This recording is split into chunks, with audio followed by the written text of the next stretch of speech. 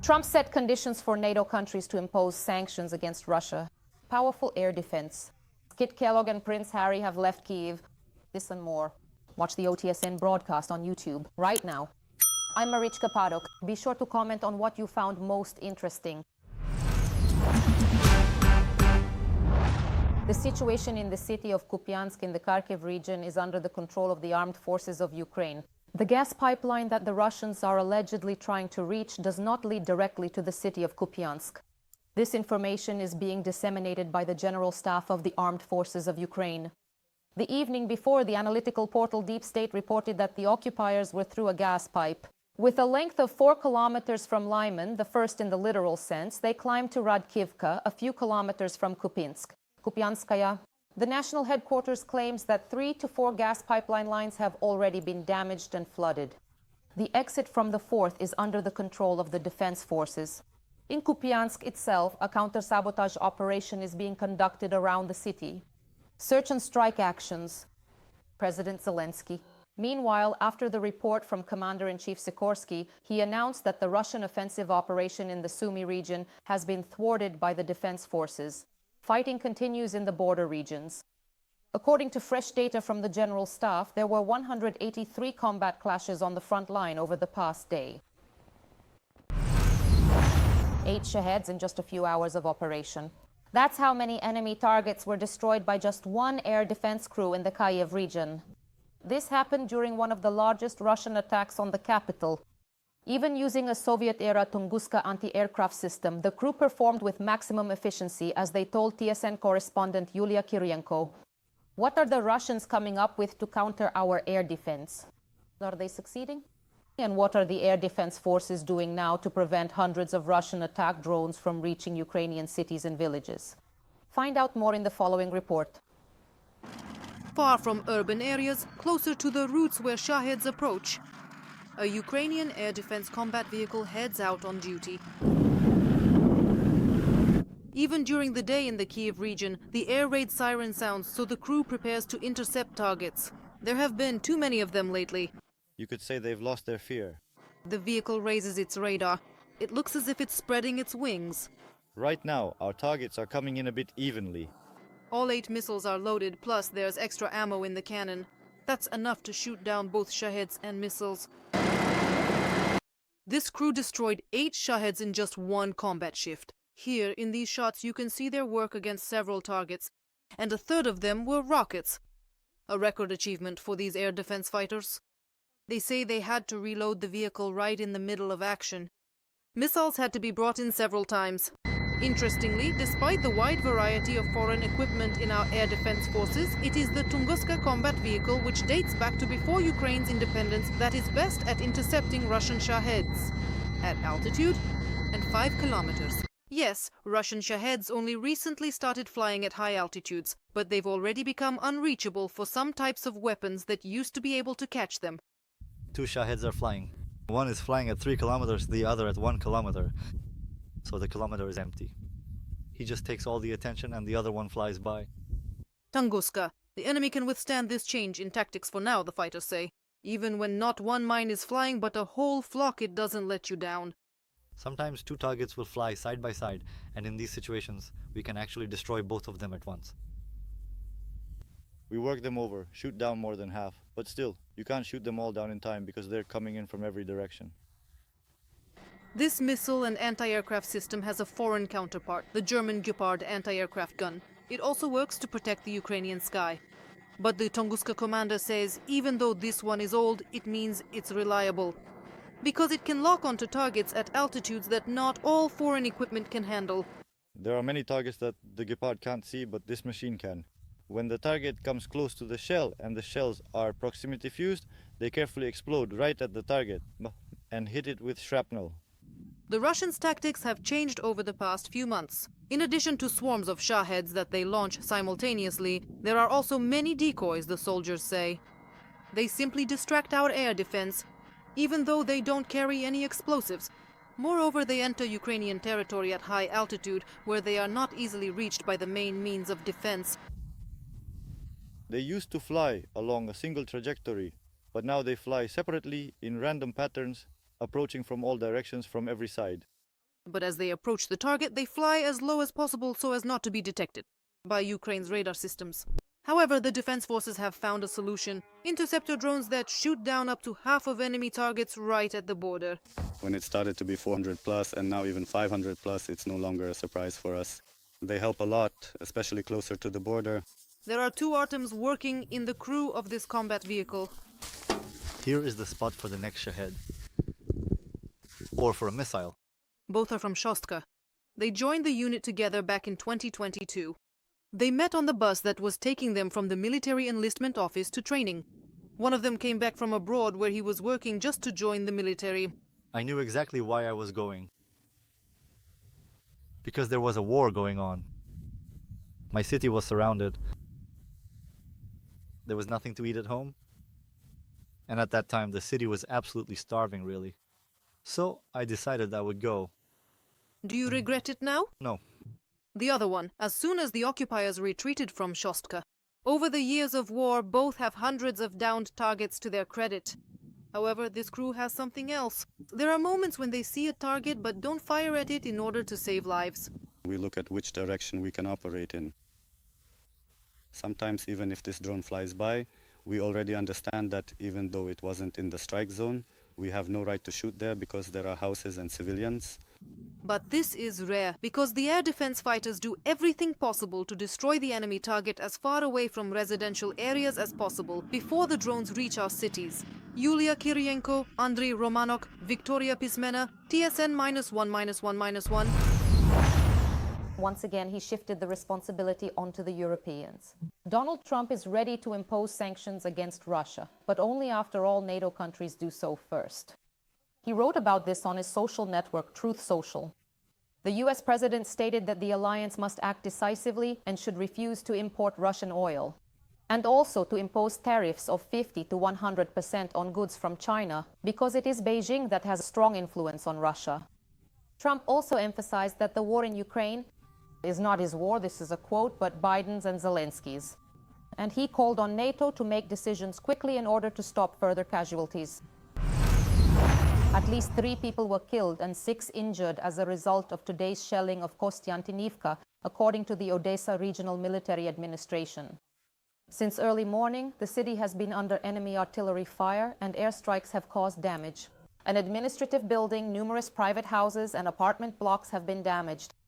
Enemy shelling continues almost non-stop, and the day before, 5 civilians were injured in the region. 5 apartment buildings and 17 private houses were damaged. 6 people were injured in the Kharkiv region. In Spodobivka, a drone struck a civilian car, injuring 3 elderly residents. In Lyubotin, a school was damaged, and in Kalinove, the cultural center and several houses were destroyed.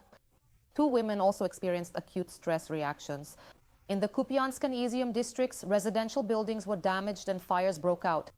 At dawn, the occupiers attacked Antonivka in the Kherson region with a drone. A man was injured, and the day before, an elderly woman was taken to the hospital after an enemy drone attack on the village of Dniprovske.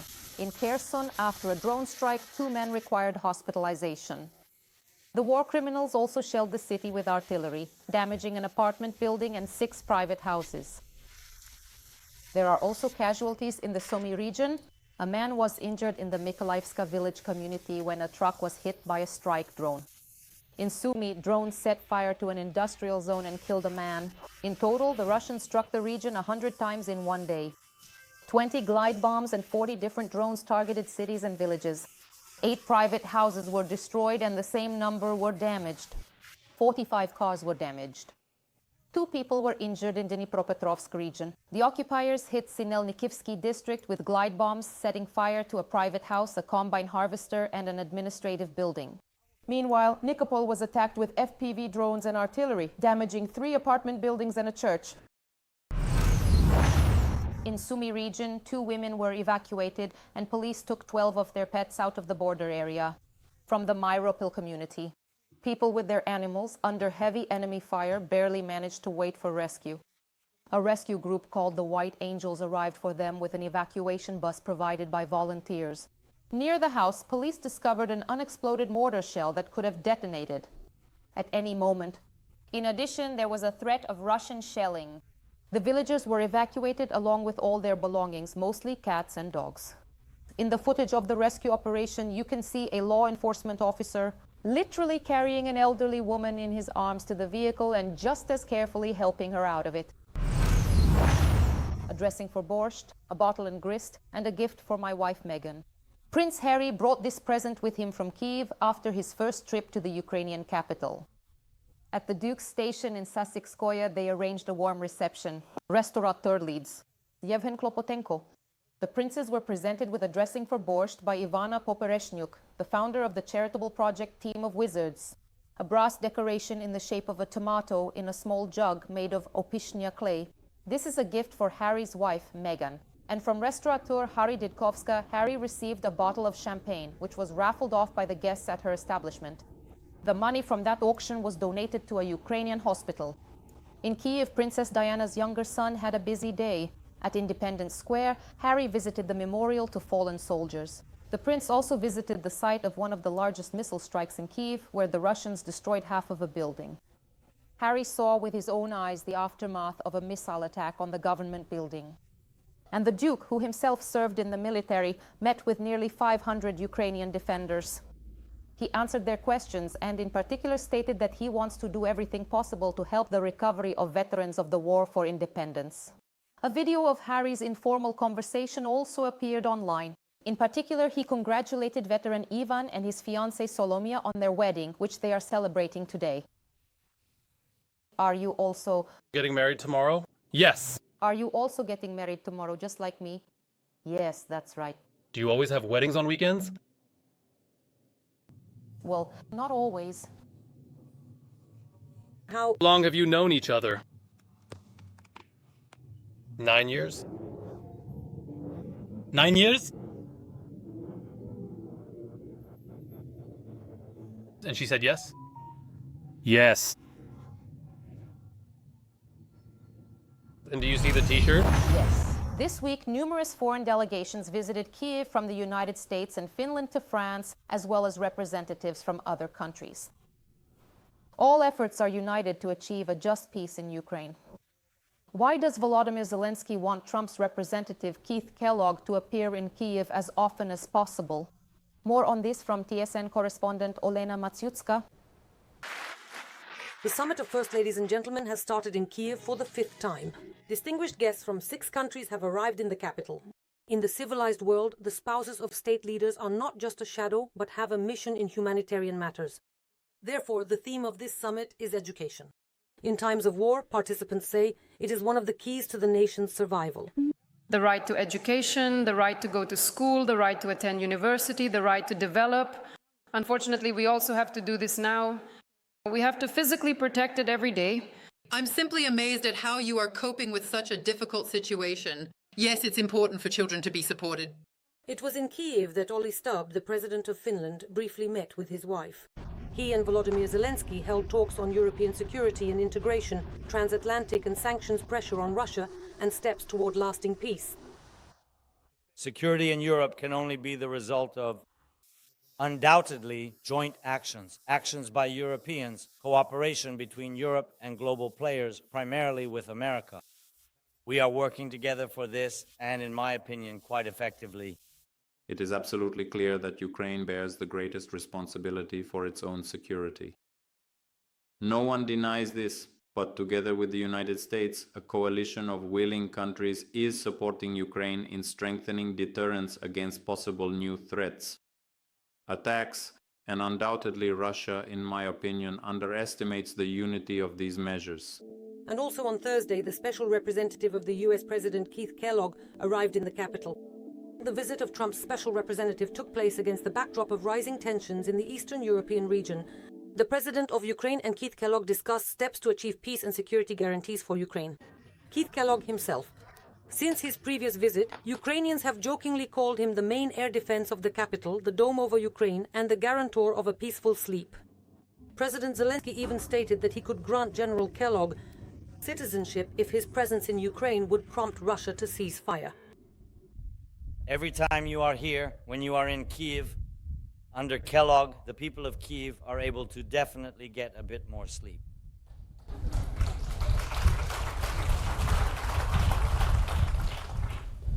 It's actually not really a joke, honestly. When the representative of the president is in Kyiv, of the United States of America, President Trump, there are no massive strikes. The killers refrain from killing. Although Kellogg himself, on his way to Ukraine this time, almost came under attack by Russian drones in Poland. The incident with Russian UAVs violating Polish airspace has not yet died down, and on Friday, Kyiv welcomes the foreign minister of that country, Radosław Sikorski. Of course, the Russian drone attack was discussed during the meeting with Volodymyr Zelensky. Ukraine is ready to share its experience in shooting down drones, as well as in building defense systems. The Russian military provocation is directed against the United Front, the European Union, and the United States. NATO is not at war with Russia, but Russia is waging war against NATO through Ukraine. This situation has united Europe, Poland, and the NATO bloc. We will not abandon our Ukrainian friends and are ready to strengthen and expand our military cooperation in the defense sector. And the powerful landing of Ukraine's friends from European countries continued. On Friday, partners from the United Kingdom, France, Germany, Italy, and Denmark arrived. These are the countries that are at the forefront of the coalition of the willing. The United Kingdom announced a new major package of sanctions against Russia. Notably, the UK's top diplomat arrived in Kyiv just a week after being appointed to the position. With Denmark's Foreign Minister Lars Løkke Rasmussen, the President of Ukraine discussed continued defense assistance, Denmark's participation in joint weapons production, and support for Ukraine on its path to the EU. Olena Wachitska, TSN 1+1. Boris Johnson was greeted by dawn in Odesa. Videos and photos have appeared online showing the former Prime Minister of the United Kingdom and staunch supporter of Ukraine arriving in the city on the Black Sea. This is Johnson's first visit to Odesa. He has already admired the city center and even managed to see a local attraction, greeting the dawn on the seashore to the sounds of piano and waves.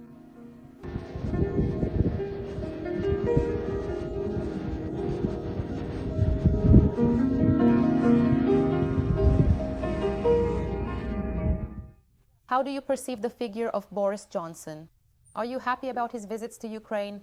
Be sure to write about it in the comments to this broadcast on Stub. And of course, give us a like and subscribe to the channel. In the meantime, I continue with the TSN broadcast.